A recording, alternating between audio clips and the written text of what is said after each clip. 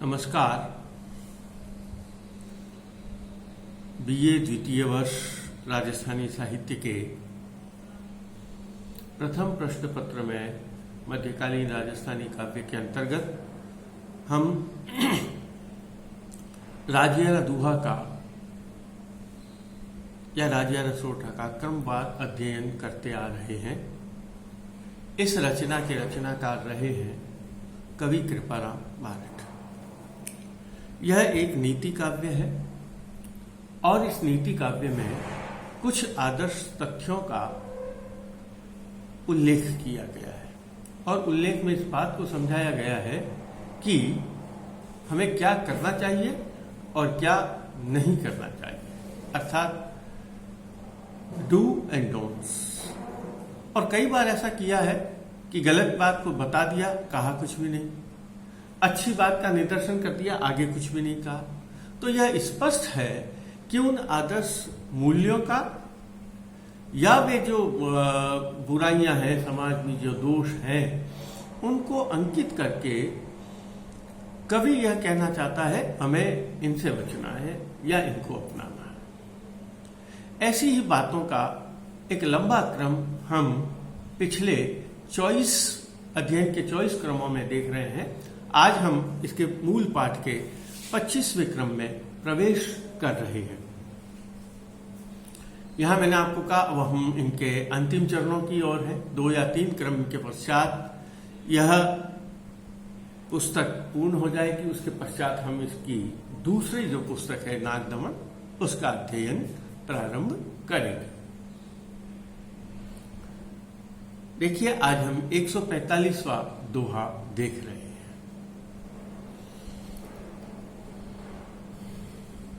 पहले दोहा देखते हैं, उसके बाद इसकी बात करेंगे। दोहे की बात है जिसमें कहा, समर सियाल स्वभाव गलियां रा गाहड़ फिरे, इसड़ा तो मुराव रोटियां मूंघा राजियां। क्या कहा उसने? बहुत ही अच्छी बात कही।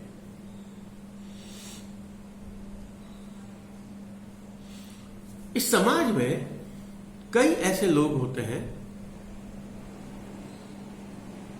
जो जब आवश्यकता नहीं होती है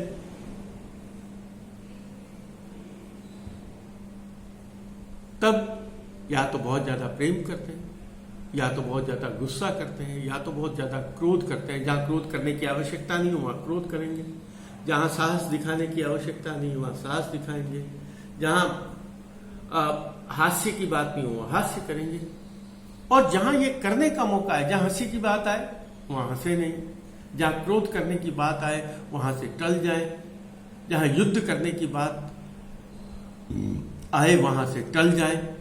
तो ऐसे जो लोग होते हैं, ये ऐसे लोग जो अपना स्वामी है, अपना जो राजा है, या और भी समाज के लिए कह सकते हैं, वो समाज के लिए बहुत घातक होता है। क्योंकि जब आवश्यकता नहीं है तब आपने अनावश्यक रूप से अपनी शक्ति का क्षय किया, शक्ति का प्रदर्शन किया, और जब आवश्यकता पड़ी तब अपनी धूम दबाकर भाग गए। तब ऐसे में जब आपको आवश्यकता नहीं थी तब अपनी वीरता को दिखाया, तब जो कार्य किया गया था, जो बात बतलाई गई थी, जो आप पर पैसा व्यय किया गया था, वह व्यर्थ गया। क्योंकि जब जो आवश्यकता होती है उस आवश्यकता के समय आपको जो कार्य करना चाहिए वो आपने वह कार्य नहीं किया, और अब आप वो कार्य कर रहे हैं जो आपको करना चाहिए या नहीं करना चाहिए वो आप कर रहे हैं। तो ऐसे लोग जो अपने स्वामी के लिए, अपने अधिकार के लिए, या यूं कह सकता हूं अपने राज्य के लिए और अपने समाज के लिए बहुत महंगे सिद्ध होते हैं। जब आवश्यकता पड़ी तब वे भाग जाते हैं, और जब आवश्यकता नहीं होती है तब वे अनावश्यक रूप से आकर उपस्थित हो जाते हैं। और अपना महत्व प्रतिपादित करने का प्रयास करते हैं, ऐसे लोग समाज के लिए सदैव बहुत ही महंगे या भारी या अनुपयुक्त सिद्ध होते हैं। देखिए क्या कहा, समर सियाल स्वभाव। समर कहते हैं युद्ध। जब युद्ध वेला हो तब उनका व्यवहार कैसा हो जाता है? समर सियाल स्वभाव, सियाले की तरह, सियाल या सियार की तरह दुम दबाकर भाग जाना। सियार कभी अपना शिकार नहीं करता, शेर करता उसी को पीछे से बाद में अच्छा कुछ खा लेता है। तो समर सियाल स्वभाव, जब युद्ध है तब तो आप सियार की भांति दुम दबाकर, डर के, भयभीत होकर भाग गए। उस समय तो आपका व्यवहार गीदड़ की तरह रहा, सियार की तरह रहा। और जब आवश्यकता नहीं है तब, यानी युद्ध क्षेत्र में तो आप गीदड़ की तरह भाग गए। और गलियारा गाहड़ फिरे, और गलिहारों में जब आपको वीरता दिखाने की आवश्यकता नहीं है, जब आपको सूरवीरता दिखाने की आवश्यकता नहीं है, तब क्या कर रहे हैं आप? गलियार, उन गलियों में, उन गलियारों में, उस रास्तों में सामान्य स्थिति में गाहड़ करे। गाहड़ करने का मतलब है दहाड़ना, अपनी वीरता का प्रकट करना। मैंने आपको क्या कहा? जब आवश्यकता है तब वीरता प्रकट नहीं कर रहे, जब आवश्यकता है तब आवश्यकता से काम के समय पीछे हट रहे, जब आवश्यकता है तब न रोष कर रहे, न आवश्यकता है जब प्रेम करने की तब प्रेम भी नहीं कर रहे, उस समय पीछे हट रहे। और जब आवश्यकता नहीं है, गलियारा गाहड़ फिरे। और उस समय जब आवश्यकता नहीं होती तब वो गलियारों में दहाड़ते फिरते हैं, अपनी वीरता का प्रकट करते रहते हैं, अपना प्रेम का प्रकटन करते रहते हैं, जबकि उस समय उनकी आवश्यकता नहीं होती। समर सियाल स्वभाव, गलियारा गाहड़ फिरे। इसरा तो उमराव, ऐसे सरदार, ऐसा सैनिक, रोटियां मूंगा राजिया, ऐसे सैनिकों को खाना खिलाना, ऐसे सैनिकों को मेहनता ना देना, ऐसे सैनिकों को रोजगार देना उसके स्वामी के लिए हमेशा ही बहुत महंगा सिद्ध होता है। अब यहां केवल बात यहां स्पष्ट हो गई कि जो सैनिक जो है, या जो बात कहना चाहता है, स्पष्ट रूप से जो बात कही वो यही है कि जो सैनिक युद्ध के समय तो पीछे हट जाते हैं और शांत वेला में शहरों में, गलियों में अपनी वीरता का प्रदर्शन करते फिरते हैं, ऐसे उमराव या ऐसे सैनिक राजा के लिए हमेशा बहुत ही महंगे या कष्टकारी या दुखदायी, जिनका कोई अभिप्राय नहीं रह जाता, जिसकी वीरता का ऐसे व्यर्थ में जो वीरता प्रकट की जाती है उसकी आवश्यकता नहीं रहती, ऐसे वीर सैनिक राजा के लिए बहुत ही महंगे सिद्ध होते हैं। अब यहाँ जो कवि बात कहना चाहता है, ठीक है, सैनिकों के लिए जो बात कही बिल्कुल उपयुक्त बात, एकदम जो खरी बात उसने कही, लेकिन वास्तव में जो बात रचनाकार कहना चाहता है वह यह है कि हम समाज में जो अपना क्रियाकलाप करते हैं, लोगों से व्यवहार बनाते हैं, लोगों से संबंध करते हैं, मित्रता रखते हैं, आप समाज में एक दूसरे से प्रेम करते हैं, और लेकिन कुछ लोग ऐसे होते हैं जब आपको कुछ, जैसे आपके प्रति किसी ने कुछ कार्य किया और जब उसे आवश्यकता पड़ी तब आपने क्या किया? उस समय आपने उसे मुंह फेर लिया या डर के छुप कर भाग कर चले गए, और जब आवश्यकता नहीं है तब आप उसके वापस निकट चले गए। और ऐसे जब निकट चले जाते हैं तब आपको लगता है यह व्यक्ति तो मेरे लिए किसी उपयोगी नहीं रहा, यह समाज के लिए ऐसा व्यक्ति उपयोगी नहीं है। क्यों उपयोगी नहीं है? क्योंकि वह व्यक्ति जो आप काम करना चाहते हैं, वह काम किया हुआ व्यक्ति जो व्यर्थ में अपनी क्षमता को प्रदर्शित कर देता है, वह व्यक्ति इस समाज के लिए या जो उनसे व्यवहार रखते हैं, जो उनसे संबंध रखते हैं, उनके लिए ये बिल्कुल अनुपयोगी सिद्ध हो जाते हैं। या ऐसे व्यक्तियों से संबंध रखना उस समाज के लिए या उस व्यक्ति के लिए बहुत ही भारी पड़ता है, क्योंकि आगे इसमें आता है, सुख में प्रीत सवाए दुख में मुख टाड़ा किए, इसरासु तो इसरासु इखलास राखीजिए नहीं राखिए। जो आपसे सुख में है आप, तब तो आपके पास आएंगे, और दुख में आपसे मुख टाला कर देंगे, आपसे पास भी नहीं आएंगे। और यह दुख का मतलब है जब आपको आवश्यकता है। राजा को आवश्यकता है युद्ध में वह सैनिक अपनी वीरता का प्रदर्शन करे, युद्ध में वह अपनी जो उसे रोजगार दिया गया है उसको चुकाए, लेकिन आवश्यकता पड़ने पर वह एकदम पीछे हट जाता है। ऐसा व्यक्ति, कवि कहता है, ऐसा व्यक्ति उस समाज के लिए, उस व्यक्ति के लिए बहुत ही दुखद या बहुत ही हानिकारक सिद्ध होता है। ठीक है, चलिए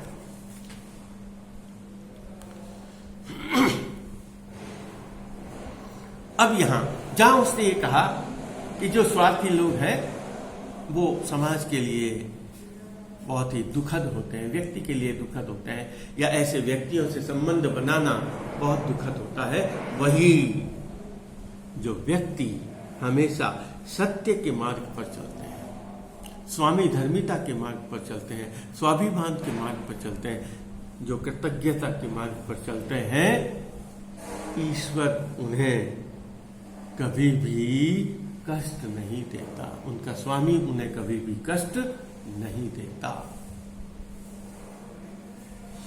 क्या कहा है देखिए,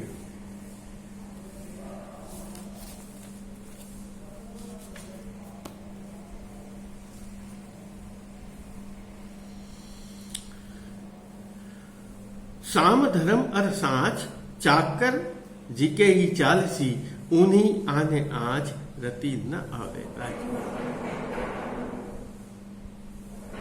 जो स्वामी धर्मिता के धर्म पर चलता है, स्वामी धर्म का फल क्या है? जब आपको आपके स्वामी को आवश्यकता हुई, जिसने आपको रोजगार दिया है, जिसने आपको रहने का सुख सुविधा, आपको जीवन यापन का साधन दिया है, उसको यदि जिसके भी प्रति आप, हो सकता है आपके जिसके प्रति आप जीवन में कृतज्ञ रहे, जिसने आपका बहुत उपकार किया है, यदि उसे यदि आवश्यकता पड़े, आप अपनी सत्य निष्ठा के साथ यदि आप उसकी सेवा कर देते हैं, साम धर्म असाम, स्वामी धर्म का पालन कर रहे हैं और सत्य का पालन करते हैं, चाकर जी के इच्छा, वह सेवक। यह सेवक का अभिप्राय केवल दास या नौकर ही नहीं है, हम जिसके भी प्रति हो सकते हैं, सेवक होना ही आवश्यक नहीं है, जो भी हमारे लिए आदरणीय है, और यदि उसने हमारे लिए कुछ उपकार किया है, हम उसके उपकार के प्रति यदि स्वामी भक्त रहते हैं, उसके प्रति सच्चे रहते हैं, यदि उसके प्रति कृतज्ञ रहते हैं, तो उन्हीं आने आज रति न आवे। उन्हीं का मतलब है कर्म, उन पर। अब कहते हैं रत्ती भर भी आंच नहीं आएगी। आंच का मतलब होता है कष्ट, आंच का मतलब होता है ताप, आंच का मतलब है गर्मी। यानी ऐसे लोग उन्हीं आने आज रति न आवे राजिया, ऐसे लोग जो सत्य स्वामी धर्म का पालन करते हैं, वो सत्य और स्वामी धर्म का पालन करने वाले लोग पर कभी भी कोई बुरी दृष्टि नहीं डाल सकता, कभी भी उन पर कोई बुरी निगाह नहीं डाल सकता है। ठीक है, चलिए आगे ये इंपॉर्टेंट है 146वां। मैंने 147वां पहले करवा दिया, अब 146वां ये, चूंकि ये इंपॉर्टेंट है इसलिए मैं थोड़ा बात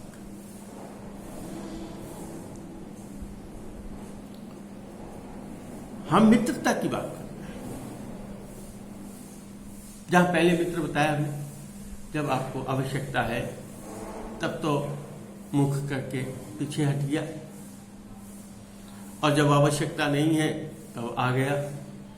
आप सुखी हैं, आपके पास समृद्ध है, आपके पास पैसा है, आपके पास सुविधा है, जब तक आपके पास सब कुछ खाने पीने सब रहने का आनंद है तब तक तो वो आपकी बात को मान रहा है, आपके साथ आनंद ले रहा है। और जैसे ही आपके पास आपके कष्ट आया नहीं, जैसे ही आपको कोई परेशानी आई नहीं और उसे डर लगता है कहीं आप उसके ऊपर नहीं आ जाए, कहीं आप अपनी बात उसके ऊपर नहीं कह दें या आप अपना काम नहीं करवा दें, और इस कारण वह पीछे हट जाता है। जब तक उसका स्वार्थ है तब तक वो हमसे जुड़ा रहता है, और जब उसका स्वार्थ समाप्त होता है तब वो दूर हट जाता है। सच्चा मित्र नहीं होता, सच्चा सहयोगी भी वह नहीं होता। सच्चा सहयोगी, सच्चा मित्र तो वही होता है। कौन होता है? जो इसने आवश्यकता होता है। आपने सुना होगा महाभारत का युद्ध, और महाभारत के युद्ध में उस समय सबसे सर्वश्रेष्ठ थे भगवान श्री कृष्ण। घटना चाहे कुछ भी हुई, लेकिन भगवान श्री कृष्ण की सेना लड़ी थी कौरवों की तरफ से, और भगवान श्री कृष्ण लड़े थे अर्जुन के साथ। और ऐसी अवस्था में क्यों लड़े थे? क्योंकि वे अर्जुन के परम सखा थे, मित्र। वे कह सकते थे मैं तो इतना बड़ा द्वारकाधीश हूं, मैं इतना बड़ा राजा हूं, मैं इतना जो अपने को इतना शक्तिशाली व्यक्ति मानता था कि मैं तो कहीं युद्ध नहीं करूंगा। और वहां भी क्या किया उन्होंने? सारथी बने। कहीं भी युद्ध में उन्होंने कह दिया मैं युद्ध में हिस्सा नहीं लूंगा, शस्त्र नहीं उठाऊंगा। लेकिन उसी समय इसलिए उन्होंने क्या किया? अर्जुन का साथ देने के लिए, अर्जुन को निर्देश देने के लिए, अर्जुन को दिशा निर्देश देने के लिए उन्होंने अर्जुन का सारथी बनना स्वीकार किया। और उन्होंने क्या किया? और वही सच्चा मित्रता। अगर कल्पना कीजिए, अगर अर्जुन के साथ, पांडवों के साथ कृष्ण नहीं होते तो आज कुछ महाभारत शायद ये कथा जिस रूप में हमें मिलती है उस रूप में मिलती ही नहीं। तो यह पांडवों के जीवन की जो कथा है ना, उसमें यदि हम कृष्ण को हटा देते हैं पांडवों के इतिहास के साथ, पांडवों के क्रियाकलाप के साथ यदि हम कृष्ण को हटा दें, पांडव कुछ भी नहीं। और वह केवल किसके लिए? क्योंकि वह अर्जुन के सच्चे मित्र थे। साचो मित्र सचेत, कहो काम न करे किसो, हरि अर्जन रहेत रथ कर हाथ दिया। क्या कहा उसने? साचो मित्र सचेत। यहां सचेत का मतलब सावधान रहकर नहीं है, सावधान होता है सचेत होना तो, लेकिन यहां सचेत का मतलब है तत्पर होकर, एकनिष्ठ होकर, बिल्कुल सावधानी पूर्वक, बिना किसी गड़बड़ के। साचो मित्र सचेत, कहो काम न करे किसो। बताओ वो कौन सा काम नहीं करेगा? वो सब कुछ अपने सच्चा मित्र, अपने दूसरे मित्र के लिए सब कुछ करने के लिए तैयार रहता है। कहो काम न कर। वह ये नहीं कहता, कृष्ण ने नहीं कहा मैं तुम्हारा रथ नहीं हाँकूंगा। सब कुछ करेंगे भगवान श्री कृष्ण अर्जुन के लिए। साचो मित्र सचेत, कहो काम न करे किसो। आगे उससे क्या कहा? हरि अर्जन रहे। क्या कहा उसने? हरि ने, भगवान ने अर्जुन के प्रेम के कारण हरि अर्जन रहे रथ कर हाथ जोड़ा किया, अपने हाथों से उस रथ को खींचा। हरि अर्जन रहे रथ कर हाथ जोड़ा, रथ को खींचा। और रथ को खींचकर उन्होंने, जो मैंने आपको कहा, महाभारत में विजय दिलाने का श्रेय यदि किसी के पास जाता है तो भगवान श्री कृष्ण। तो केवल रथ को ही नहीं खींचा, एक इतिहास को बदल के रख दिया। और वो इतिहास को बदल के किसके लिए रखा? क्योंकि उनकी अपने दोस्त अर्जुन मित्र थे, उनसे वह मित्रता बहुत प्रगाढ़, सच्चा मित्र थे। वह केवल औपचारिकता के रूप में मित्र नहीं बने। और जहां औपचारिकता आती है वह मित्रता समाप्त हो जाती है।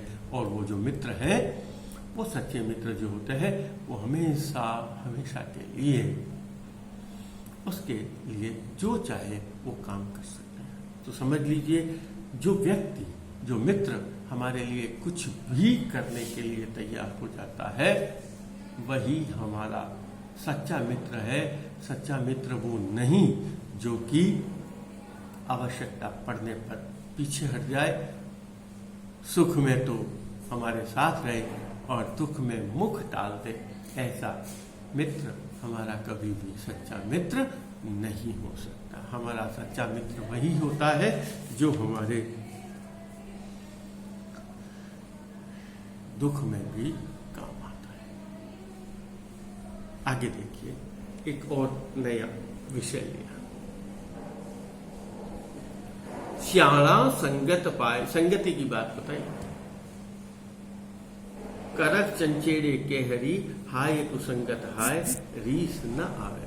अभी थोड़े दिन पहले एक कहानी पढ़ी थी। एक शेरनी थी, इसको प्रसव हुआ और वो कहीं जा रही थी, लेकिन उसका जो प्रसव का जो एक बच्चा था वो पीछे हट गया, पीछे रह गया। और तभी वहां से एक भेड़ निकली और वो भेड़ के भी बच्चा हुआ तो वो भी उसके साथ हो गया। अब वो उस भेड़ का मेमना वो भी दूध पीने लगा, शेर का बच्चा भी, शावक भी दूध पीने लगा। और थोड़े ही दिनों में वह जो शेर का शावक जो था वह भेड़ की तरह व्यवहार करने लगा और शेर की तरह व्यवहार करना भूल गया। यह कथा आती है ना। अब क्या हुआ कि थोड़े दिन हुए और वो भेड़ों का झुंड कहीं जा रहा था, वो शावक भी उसके साथ जा रहा था। उसका व्यवहार बिल्कुल ऐसी आवाज होने लग गई, सब कुछ वैसा ही होने लग गया। तभी एक शेर ने उस झुंड पर आक्रमण किया और भेड़ को पकड़ा। तब उसने देखा कि एक शावक उसके साथ कैसे जा रहा, एक जो थोड़ा बड़ा हो गया था, कि शेर उसके साथ कैसे जा रहा है। तब उसने शेर को पकड़ा, वो शावक को पकड़ा, तू का जा रहा। तब वो थरथर कांपने लगा जैसे भेड़ कांपती है। अरे उसने कहा, मूर्ख, तू भेड़ नहीं है, तू शेर है। क्या? नहीं नहीं नहीं, मेरी मां गई। तेरी मां ये नहीं है, तू चल मेरे साथ, तू मेरे जैसा है। पानी के पास लेके देख, तेरा चेहरा और मेरा चेहरा एक जैसा मिलता है। तू शेर है, मैं शेर हूं, तू भी शेर। और तू ये मिमिया ना छोड़, जोर से दहाड़ दे से मैं दहाड़ता हूं। और उसने 2-3 बार दहाड़ा शेर ने। वो उसकी जो सुप्त चेतना थी उस शावक की, वो भी वैसा की वैसा दहाड़ा। तब उसने कहा, तू भेड़ नहीं, तू शेर है। अब यहां उस शावक में भेड़ के गुण क्यों आ गए? क्योंकि वह भेड़ के साथ रहने लगा था। और इसी तरह यहां इसने जो दोहे में बताया है कि एक शेर है, वह सियाल के साथ रहने लग जाता है। और सियार क्या करता है? मैंने आपको कहा, सियार कभी भी शिकार नहीं करता। वो शेर या दूसरे जंगली जानवरों के द्वारा मारे गए जो पशु होते हैं, उनका जो बचा हुआ मांस हड्डियां होती है, उन्हीं से अपना गुजारा करता है। तो यहां भी उसने ये इसी बात को समझाया है कि जब व्यक्ति बुरी संगत में पड़ जाता है, तब वह अपने असली रूप को भूल जाता है। तब वो अपनी असलियत को भूल जाता है। क्या है उसकी असलियत? शेर का असलियत है उसका क्रोध आना, उसकी आवाज, उसका रौद्र रूप। लेकिन चूंकि वो भेड़ के साथ रहा, इसलिए भेड़ का गुण आ गया, डरपोक करने का। यहां सियार के साथ रहा है, इसलिए अब सियार की तरफ वह केवल हड्डियों को से खेल रहा, शिकार नहीं कर रहा। तो उसी बात को कहा, श्याणा संगत पाए, करक चंचेड़े केहरी, हाय कुसंगत हाय, रीस न आवे राजिया। सियाणा संगत पाए, सियारियों की संगत को पाकर, सियाणा संगत पाए, सियारियों की संगत पाकर, करक चंचेड़े के हड्डी। करक कहते हैं सूखी हुई हड्डियों को, चंचेड़ना कहते हैं छेड़ना, केहरी शेर, शेर है, लेकिन सियारों की संगत में रहकर वो अपने असली स्वरूप को भूल गया है। श्याला संगत पाए करक चंचेड़े कहरी, हाय कुसंगत हाय। और वो कह रहा है ये कुसंगति है, हाय कुसंगत हाय, रीस न आवेगा। उनको रीस नहीं आ रही है, यह शेर को यह गुस्सा नहीं आ रहा है। क्यों? क्योंकि वह अब सियार की संगत में रह गया, और सियार की संगत में रहने के कारण अब उसे क्रोध नहीं आता।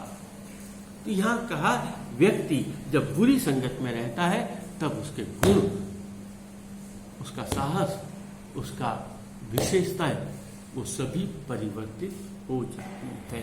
इसलिए यदि हम अपने यथा रूप में रहने चाहते हैं, जिस रूप में है, तो हम वैसे ही लोगों के साथ यदि हम रहेंगे तो हम अपनी विशेषताओं को नहीं भूलेंगे। लेकिन यदि गलत संगत में चले गए तो हम अपने रूप, गुण, विशेषता, रूप तो रहेगा वही, लेकिन अपने गुण, अपनी विशेषताओं को नहीं भूलते। आज इतना ही। धन्यवाद। आगे का